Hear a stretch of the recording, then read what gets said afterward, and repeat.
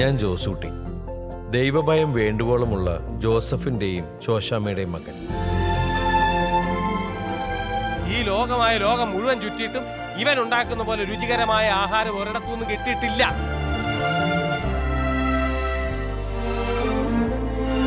എന്നതാ ജോസൂട്ടിയുടെ ഉദ്ദേശം? ഇങ്ങനെ അന്തോ കൊന്തോ ഇല്ലാതെ ജീവിച്ചാ മതിയോ?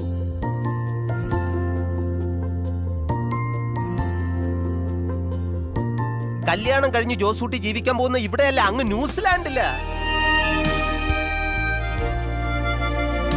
ജോസൂട്ടി ഡ്രിങ്ക്സ് ഒന്നും എടുക്കുന്നില്ലേ? എന്റെ അപ്പം കഴിക്കാറില്ലേ, അതുകൊണ്ട് ഞാനും കഴിക്കത്തില്ല.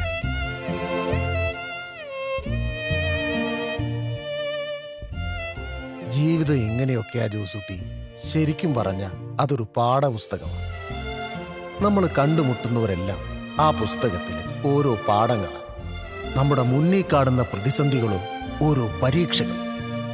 അത് ജയിച്ചു കയറുക വേണ്ടേ?